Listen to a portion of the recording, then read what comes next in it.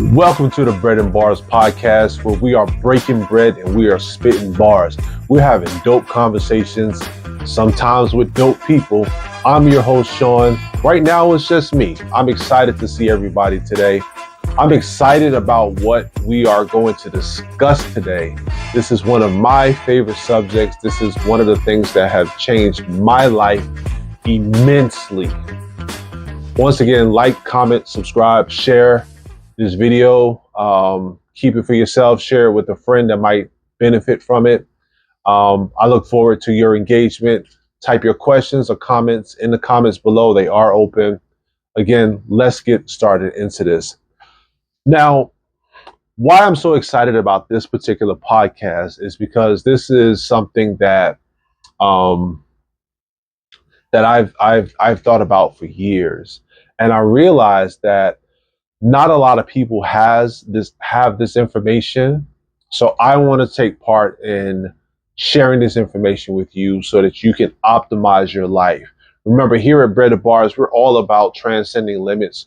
We're all about going beyond what's presented to you. We're about going beyond and transcending all the time, right? When it comes to optimizing your life, that's what we're here for. And that's what I'm going to provide you with more tools today that you can continue to do in the future. Also, this is something that you can teach your children. This is the wisdom that we're going to share today is multi-generational, right? So these are the things that I wish I learned from my father that I hope to impart into my children one day, or whoever I'm with or whoever I'm around, right? So today we're going to talk about vision. We're going to talk about you being intentional about your life. Now, you might have heard me say some things about this before, but we're really going to dive deep into what it means to be intentional about which direction your life goes. So that way you're not living in a position where you're a victim to what happens to you in life, but instead you are happening to life. Right. So as usual, we're heavy with quotes here. We're heavy with bars here. We're heavy with profound statements. So today it's going to come from George Bernard Shaw. George Bernard Shaw. He says, the reasonable man adapts himself to the world. The unreasonable one persists in trying to adapt the world to himself. Therefore, all progress depends on the unreasonable man. What that means is if you're just going to go with the flow, you're just going to do what the world is showing you, how you're adapting to the world, nothing is ever going to change. One of my favorite stories or quotes, kind of, sort of, is about Henry Ford. They said if somebody asked, Henry Ford said if they asked the people what they wanted, Henry Ford is the guy that put cars, right, motor cars into mass production. He said, if I would have asked the people what they wanted, they would have asked for faster horses, right? So he had to be that unreasonable man in order to move society forward. Can you imagine in 2025 that we were all riding around on horses? That's crazy. As a matter of fact, some people say that in 10 years, 10 or 15 years from now, gas cars would be equivalent to what horses are to cars, right?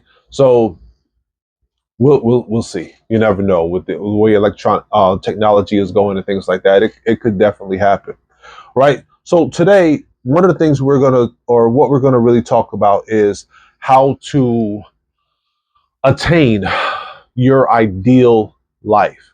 Now, let me just say this, and this is going to go into one of the first things I'm going to talk about.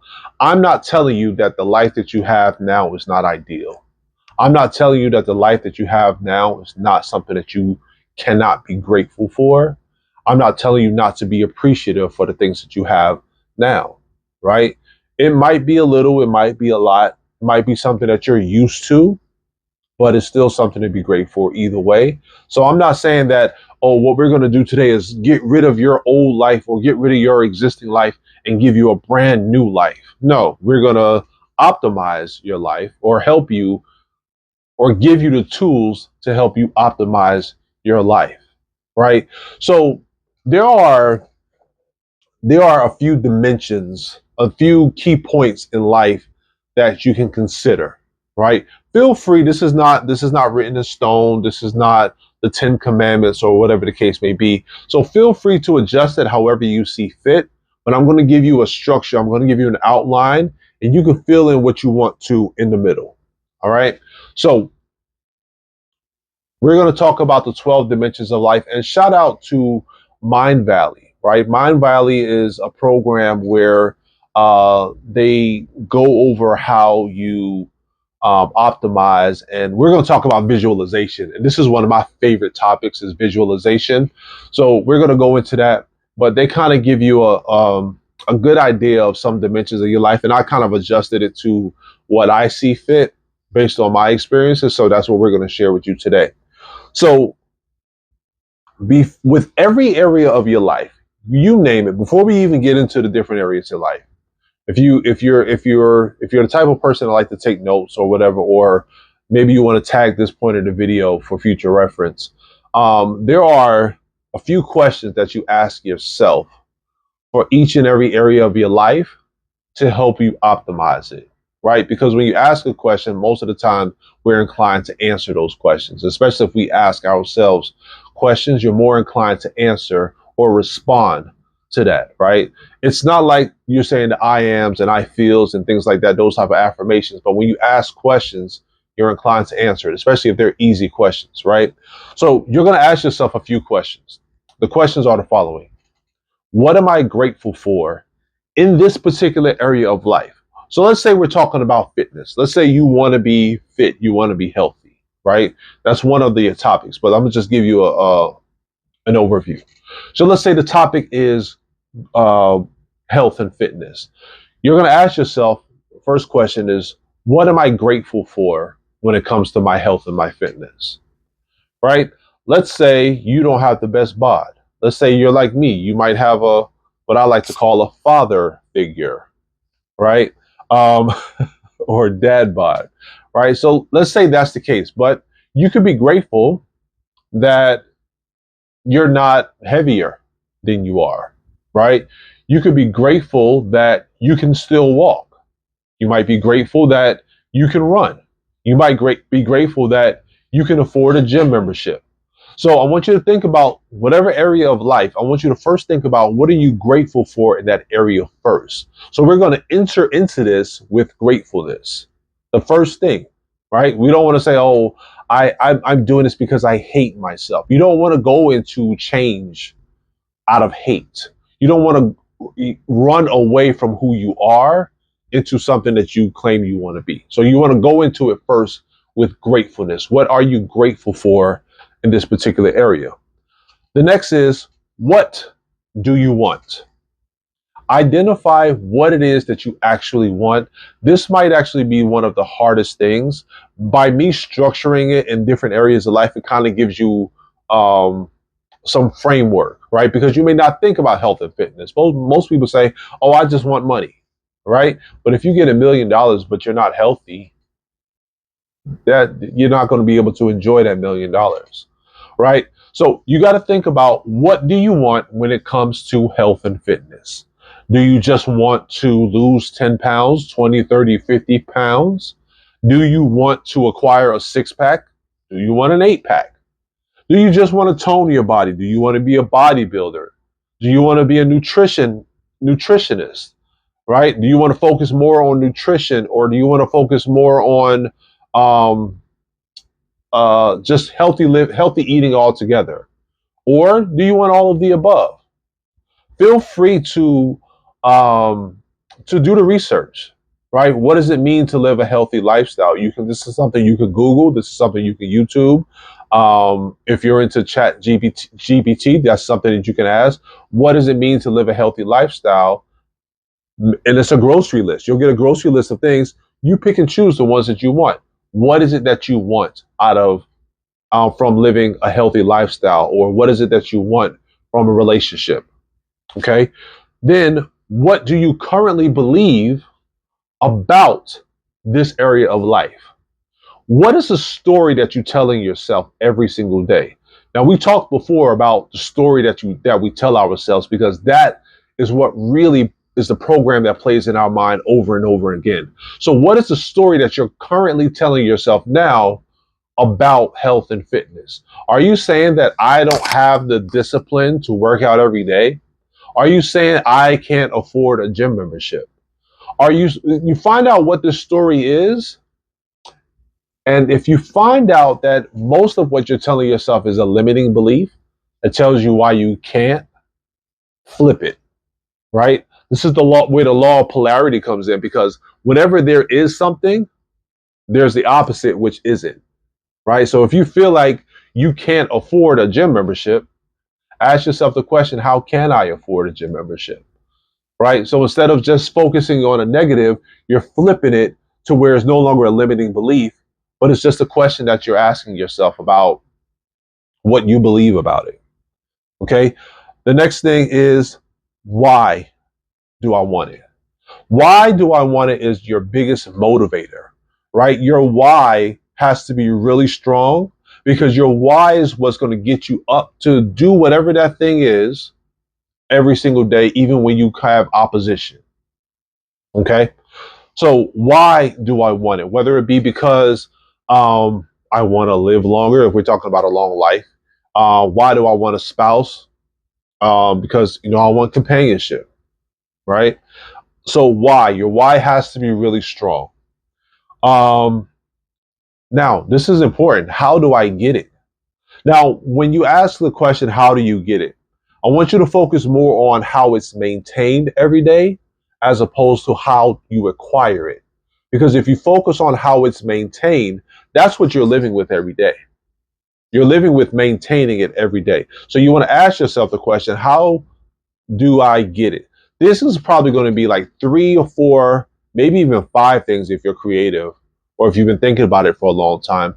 3 or 4 or 5 things that you could do every day to maintain whatever that is that you want, right? Whether it be a relationship, you're going to work on your communication every day. You're going to work on non-physical intimacy every day. You're going to work on love languages every day. Like, these are different things that you can work on.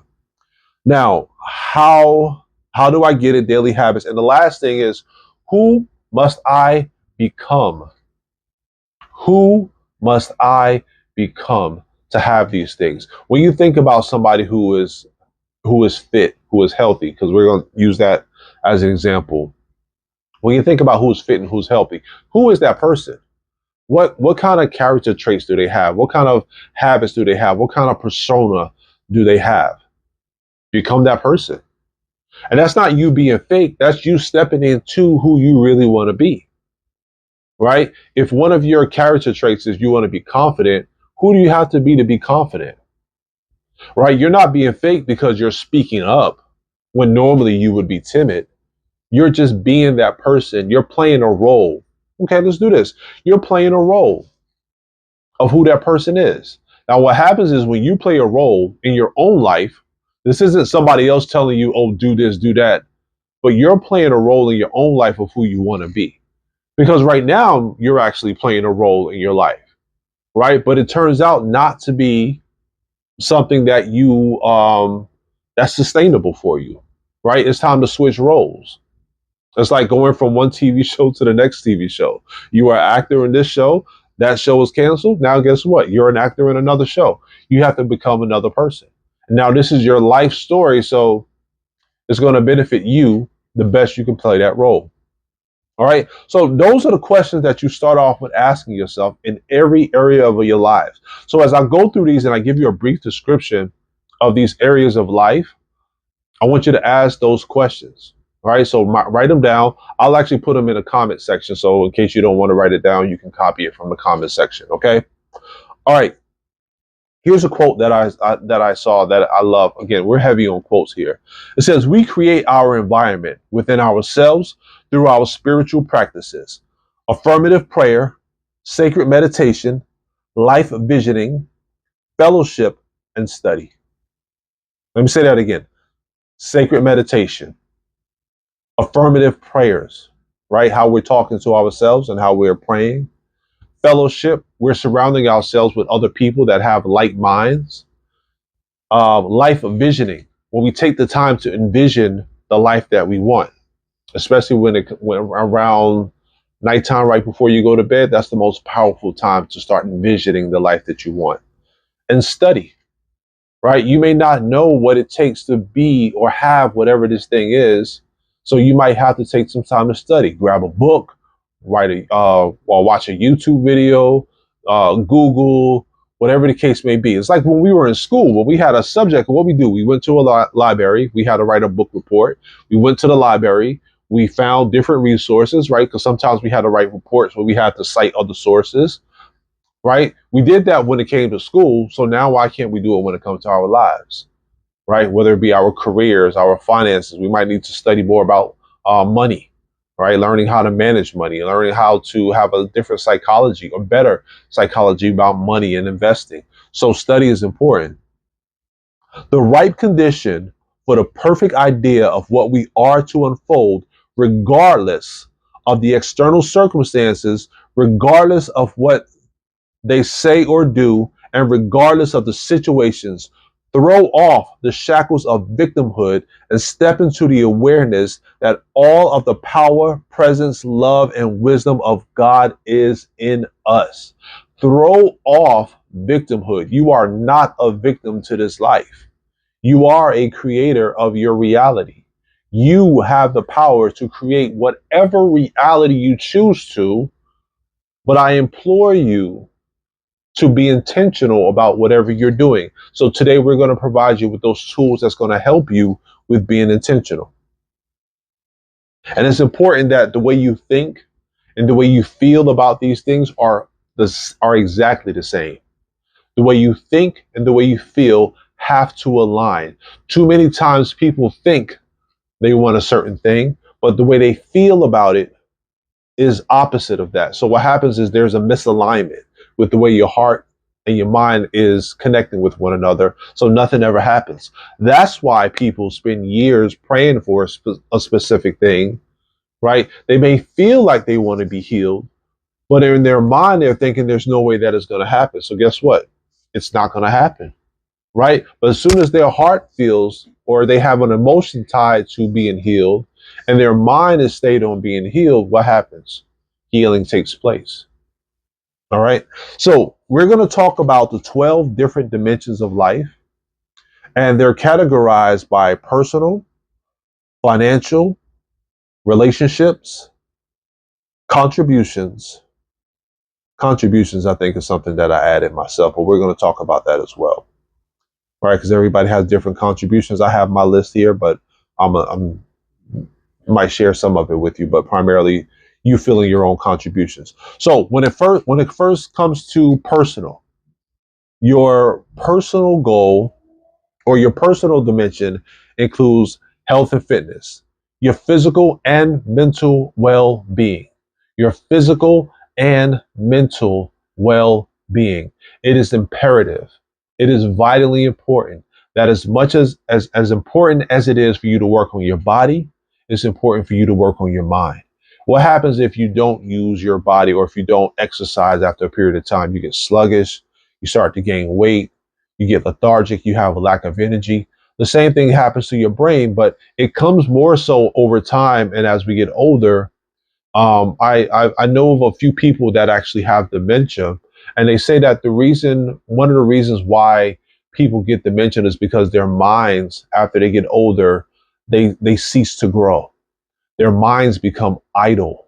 They're not constantly trying to stimulate their minds. Just like if we're not trying to stimulate our bodies or grow our bodies, they stop working, right? We can no longer run. We no longer have the mobility that we used to physically. The same thing happens mentally with our mind. So first and foremost, we have health and fitness. Remember those questions that I asked, right? What do you believe about your health and fitness? Why do you want good health and fitness, right?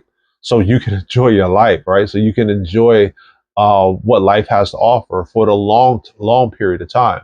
I heard a quote from one of these a guru. I forgot what his name was, but he said one of the main purposes that we have in life is not to control other people, but to optimize ourselves, our bodies, and our minds so that we can control it however we see fit. so we can use our minds, optimize our minds so we can use our minds for whatever, optimize our bodies so that there's no limitations for what we can do with our body. We can build it up, we can strengthen it as much as we want to.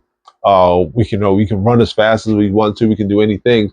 So that's the whole purpose, is to activate or stimulate our minds and our bodies so we can do whatever we want. Today's episode is going to be a little bit longer than usual because we have a lot to cover. Um, so health and fitness is the other thing. The next thing is your character, right? Your intrinsic values and traits. Who are you as a person? What is your character? That's something that we should be intentional about optimizing and being the best version of ourselves possible. Or I would say the most authentic, right? By me using best is very relative. So the best term to use is the most authentic version of yourself. Like, what do you truly believe? What do you truly stand for? What do you truly um, embody every day, right? Who are you truly? So working on being your most authentic self is what it means to optimize your character, right? Remember those questions. We ask those questions about your character as well. Your intellectual life, the growth of your mind and your intellect, the growth of your mind. So originally I was talking about how you can build up your mind, your physical body, right? It's one thing to maintain good health. It's another thing to grow your mind and your body, right? We're talking about you start you start diminishing as soon as you stop growing. You start diminishing as soon as you choose to stop growing. The moment you stop trying to learn, you start to diminish, especially as we get older. The moment you say, okay, I know everything I need to know now, and I'm just going to go the rest of my life not trying to learn anything else. That's when you start to diminish. That's when you start to deteriorate mentally.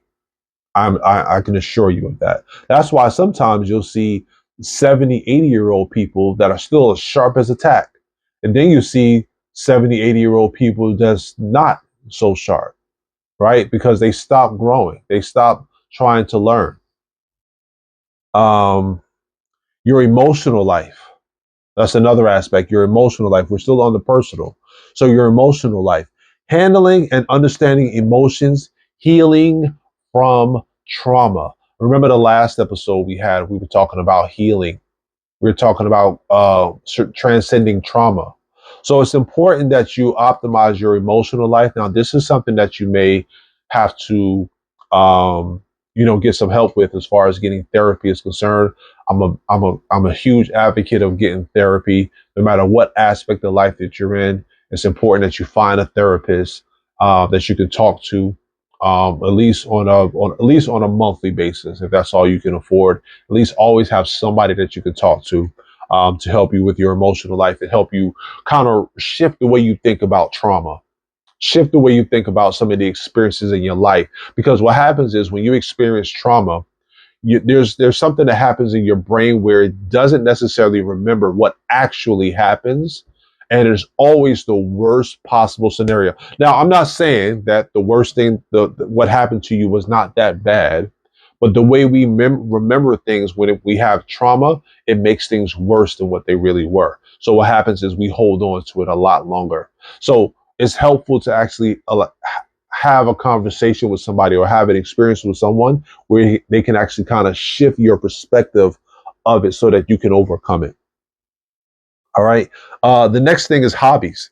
Now, this is something that I currently struggle with when it comes to hobbies. All right. There are 5 type of hobbies that you need to have.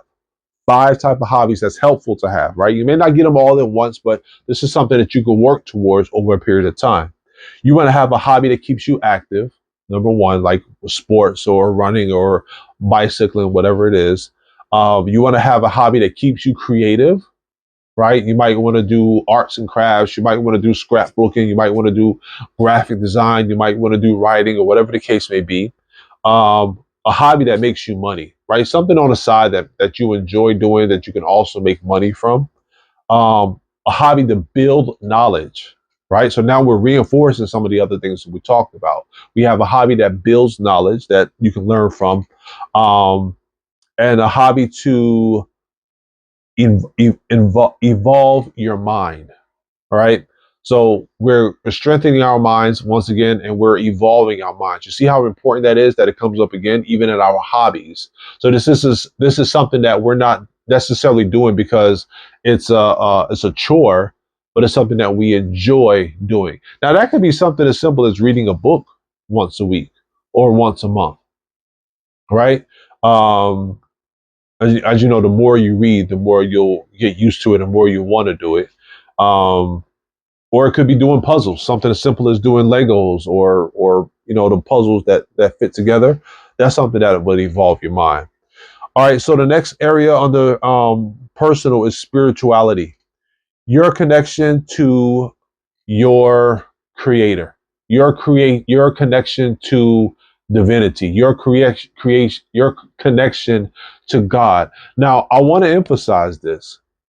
um when I say it's your connection to your creator, to your God, to divinity, I mean that specifically, so that you don't take that as meaning your connection to your church, the organization which leads you to God. It's important that you yourself have a direct connection with God yourself, because that's how He intended it. So it's important that you work on, remember those questions, right? I want to go over to the questions real quick, because spirituality is very important. What are you grateful for when it comes to your spirituality? What do you want when it comes to your spirituality? What do you believe about your spirituality, right? Because you want to fortify that. Why do you want what you want from your spirituality? How do you get it? What are the daily practices you can do to get that thing? And who must you become when it comes to being that spiritual version of yourself, or um, the spiritual, let's call it spiritual optimization of yourself.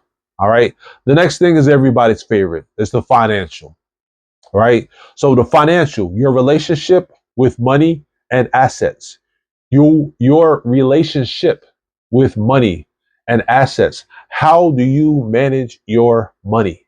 You want to optimize this. It's a proven fact that even if you were to if you were to win the lottery, 70% of the people that win the lottery within 5 years are broken than they were before they won the lottery. There was this TV show that used to come on called Broke After.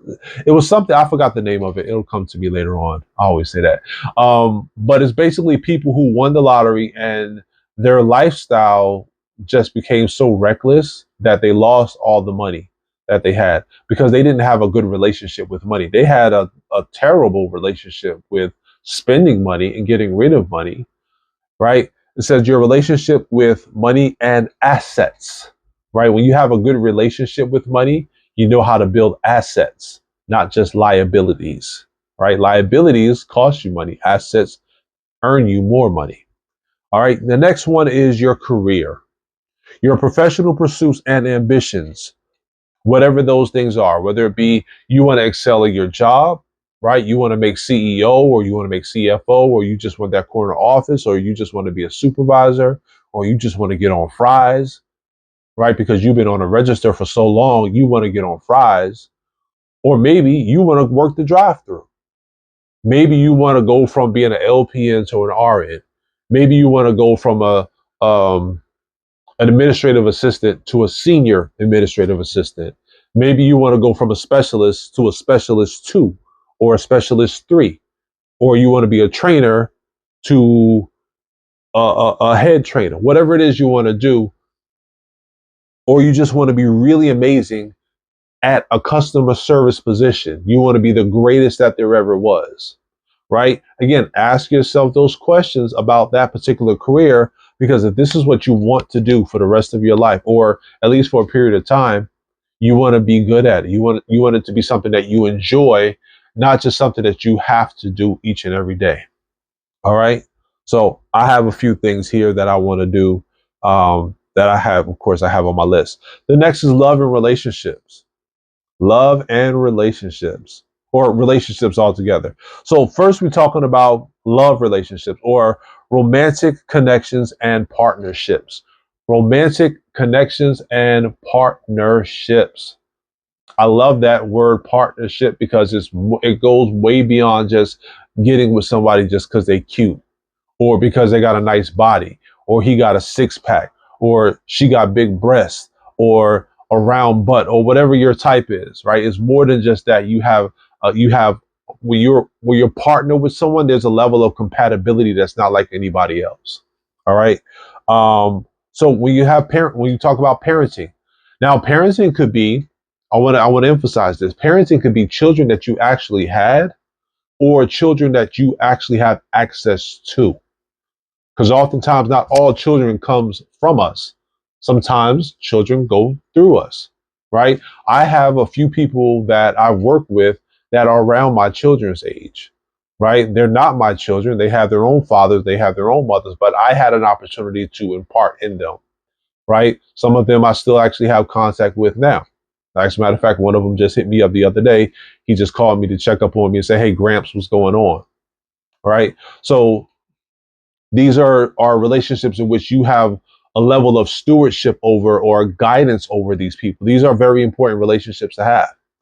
All right. So parenting, if applicable, your role and relationship as a parent, whether it be a biological parent, a foster parent, or an honorable parent. Right. Social life, your relationships with friends and community. You want to make sure that you get the right people around you, right? Plain and simple. You want to make sure you get the right people around you, because with the right people around you, there's really not much you can do. You cannot do, right? Because they're going to motivate you. They're going to push you. They're going to want you to be the best version of yourselves. They're going to want to be the best version of themselves. And they say iron sharpens iron, right? You're going to encourage them. They're going to encourage you. You're going to correct them. They're going to correct you, right? It's going to be a great circle of friends, right? So the next is, again, we're under relationships. Actually, no, we're done with relationships now. So we got love relationships, parenting relationships, social life. Now this is a fun one. Quality of life, your overall lifestyle, quality, including environment. So these are the material things that you want. These are the things that you want to experience, whether it be the cars, whether it be the houses, whether it be the jewelry, whether it be the traveling. So your overall lifestyle. When somebody talks about your lifestyle, says, "Oh, Sean lives X type of lifestyle," or Chris lives X type of lifestyle, or Roger lives this type of lifestyle. Right? These are things that you are creating yourself, right? By asking these questions. What kind of lifestyle is it that you want to live? Right? Do you want to live a lifestyle where you just sit at home all day and watch TV? Right? Or you just sit at home and play video games all day? Or just eat all day long? Is that the lifestyle that you want to live? Right? Because nobody's putting a gun to your head to say that you have to live that lifestyle. Right? But if anything, you should be the one that actually puts yourself out there. I saw somebody say something that was really interesting, and it's funny that when they said it, I'll tell you what it was. So they said that it's funny how people will scramble to get a charger for their phone when it's about to die, but they won't lift a finger to charge their life that's about to go out. Man, that hit me hard. You know why? Because my phone was about to die at the time. And I was looking for something to charge my phone, right? Because I was reading through this, scrolling through Instagram or whatever. But it's true, because we focus so much on trying to get these devices plugged up and get them charged up and make sure that they're powered up when we start our day. But we won't do that for ourselves. We won't do anything to power up ourselves. So the next thing we have is life visioning. This is my favorite part, and this is the last part. Life visioning. It is imperative that we take the time to visualize the life that we desire, that we visualize it each and every day. Now, there's a quote that says the best time, or actually there was a study done that say that the best time to visualize your life is right before you're about to go to sleep. Right now, once you've actually had all of these things, or just a good portion of it, Once you have all of these things considered, I want you to write a story or think about a story of a day in your life that's completely optimized the way you want it to be. What does that day feel like? I want you to engage your feelings, engage your emotions, because that's when things stick. When you engage your emotions, remember I was telling you earlier, the way you think and the way you feel have to align. So you're thinking about a story and you're engaging in the emotions of what that story includes. For example, you're talking about waking up in a 10,000 square foot mansion. What does it feel like? The air conditioning is running, right? You can look outside and you can see your backyard or your front yard or whatever your window is. You might have a balcony on your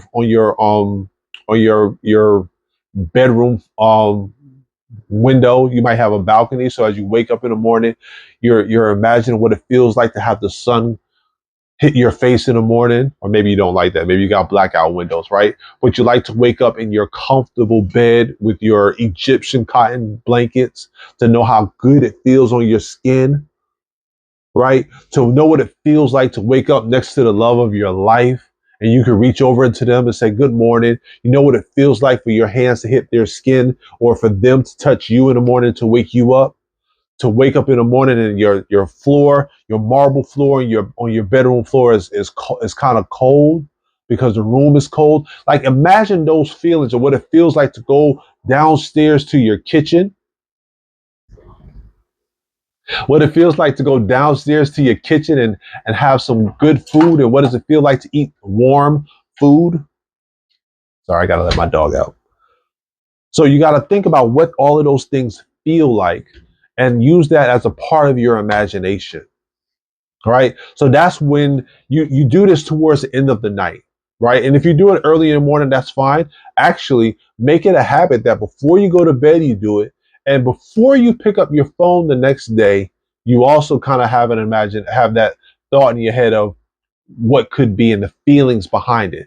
That's what true visualization is. You have to attach your feelings because otherwise you're just imagining things, right? You're just making things up in your head, but you got to assign a feeling to it because watch this. That's how fear works, right? The reason why we fear the things that we fear is because we tie an emotion to it.